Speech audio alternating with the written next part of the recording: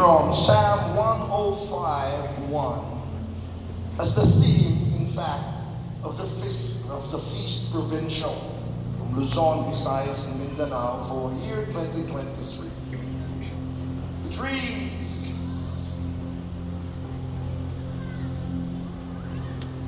"Give praise to the Lord." Everybody say, "Give praise to the Lord." Give praise to the Lord. Proclaim His name. Proclaim His name. Make known among the nations what He has done. Make known among the nations what He has done. It's interesting, in other verses, in other versions, it says, "Give thanks to the Lord." Everybody say, "Give thanks." Give thanks. And proclaim His greatness. Proclaim His greatness. Ganda ng mga sinabi ni Brother Stephen, Brother Rudy, Brother Dennis. Sabi nila, yung pagpunta nilang dito, nagpo-proclaim lang tayo sa Bisaya, isang yaw. Tama, no? Kasi yung pag-proclaim, hindi lang yun para kay Father Siano. Galing. Really proclaim the word, the powerful, even the entertaining way. Ay, sila Ayo at ang worship team, they proclaim God in songs. Our band proclaim God in music. But you don't need to be a priest or a preacher or a worship leader to proclaim God. Wa pa ka mong kibuhan. Pumunta lang kayo dito, ang laki na ng pinoproclaim nyo. Bakit? You could have been somewhere else. Pwede nasa sinihan ka, pwede nasa beach ka, pwede nanonood ka ng Netflix. Ano ginagawa mo dito? You are proclaiming that God is first in your life, that God is important, that Amen. God is great. That's why you're here. Wala ka bang ginagawa? But really now, what are you proclaiming?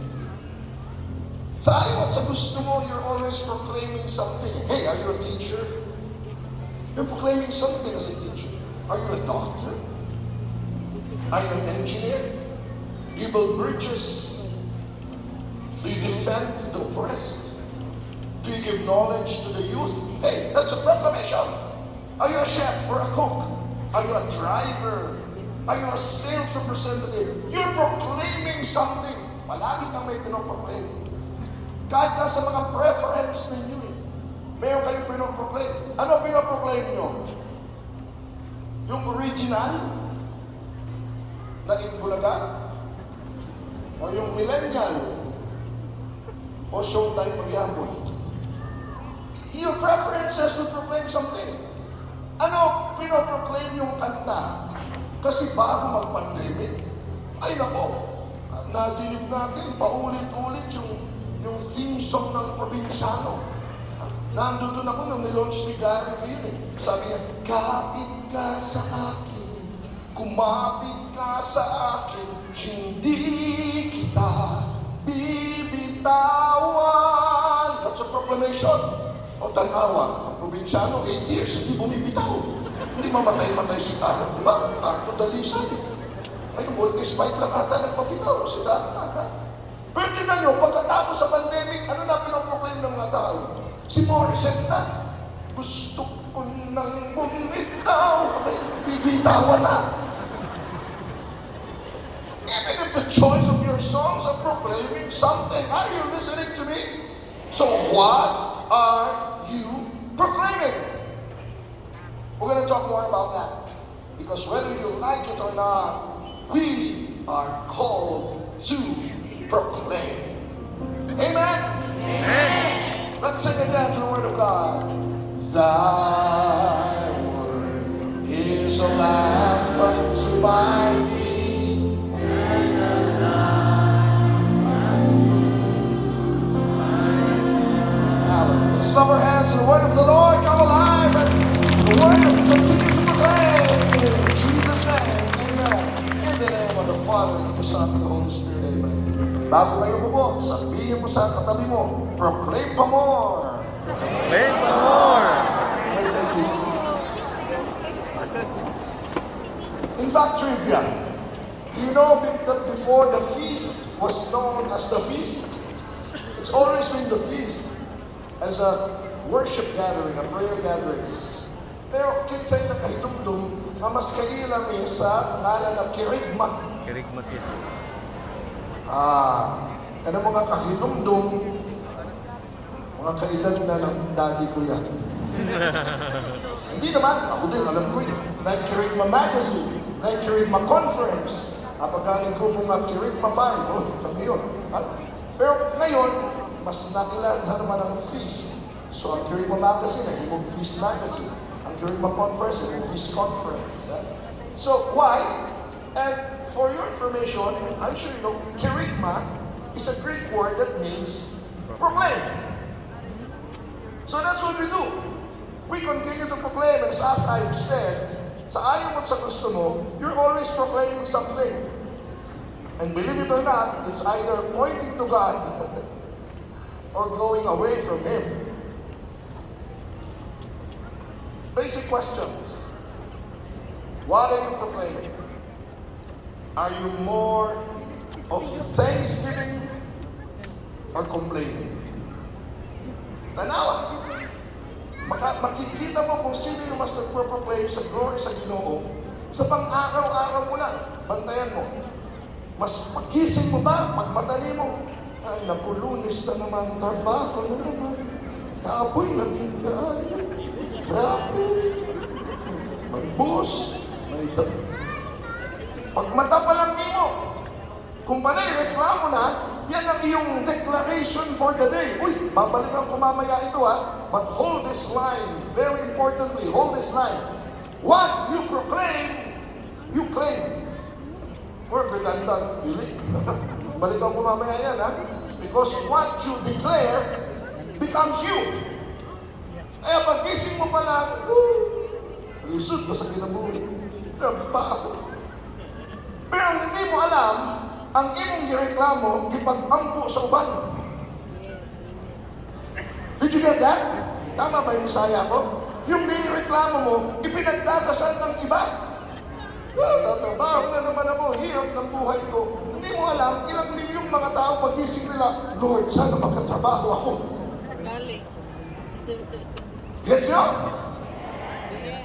Yung mga pag-isip nila, uy, mauragya ako na akong asawa, siya pa rin. 32 years na, may nalain. Ang hindi mo alam, ilang milyong mga tao, pag-isip nila, Lord, sana magka-jowa na. Sana may katabi na ako pag-isip. O yung iba naman, Lord, may asawa ako, pero hindi ko nakatabi. Mahal na sa abroad, sumakabilang bayan, o sumakabilang bahay. Iba naman, sumakabilang buhay na.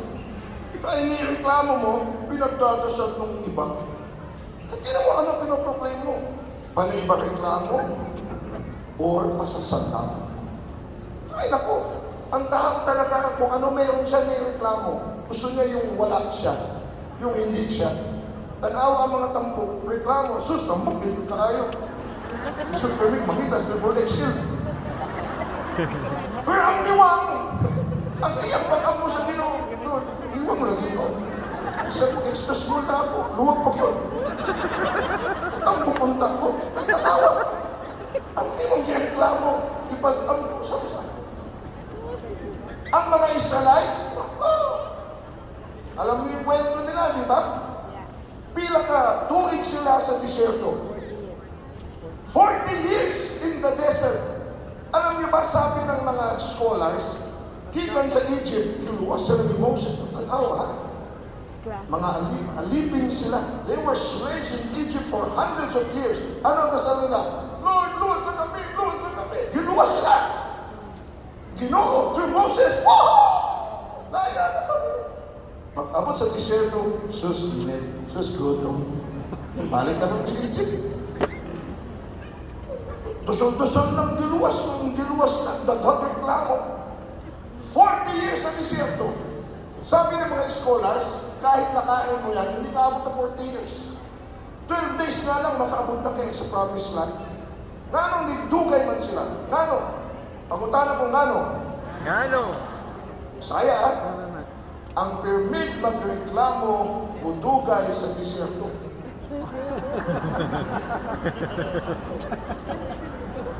Gigutom sila. Waypan. Gipaumanan sa pan. Mana. Kajud na nalipay. Waypan. Taon-taon, pan, walang palaman. Sakpang Ginoo. Gipaumanan dito ako mga peanut butter. Pero yung tanay, nasa buting lang. Pupunan kayo. Ang Ginoo, susbutan din tayo.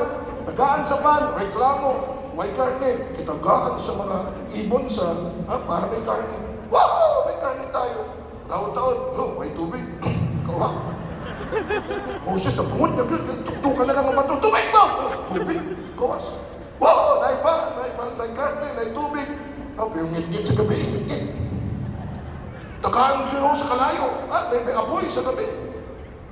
Dili lang ngit-ngit. Pero pag-adlaw, init kayo, init. Tagaan nyo sa pagkalandong. May ulan. Ang nakikita palagi, reklamo. Anong nangyayari sa mga taong reklamo? Ulitin ko.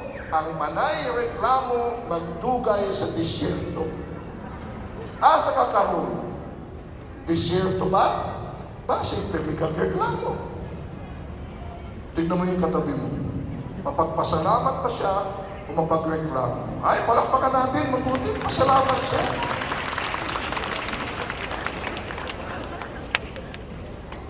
Proclaiming God is in the thanksgiving, not in the complaining. Because when you complain, you see what's not there. But when you thank, you see God's blessings. And the more, it will bless your life. Amen? Amen. What are you proclaiming? Blessings or curses? Blessing. Because, hey, listen to this. Most of the time, kanunay, ang blessings do as a curses. Madalas, magkasama sila. Sino sa inyo nagbabayad ng tax? Pag nagbayad ng tax, bayad sa tax, dagong akong tax. Pero bakit ka nagbabayad ng tax? Reklamo mo yung curse na bayad ka ng tax. Bakit? Kasi kumita ka. Kumita ka, may trabaho ka, may negosyo ka, hindi mo nakita yung blessing, nakita mo yung curse. Samantalang yung tax, kaya ka may tax na curse, kasi mas malaki ang blessing hindi mo nakita. Ako, maniwala kahit sa hindi, pumipirma ako ng 1,000 o hundreds of diplomas. Bago pala, nakurukor ka din akong daghang mga diploma. Ngano? Tanong sa akin, ngano? Ngano? Whether you believe it or not, I'm a school president. I've been an educator for 40 years now. Hindi kayo naniniwala.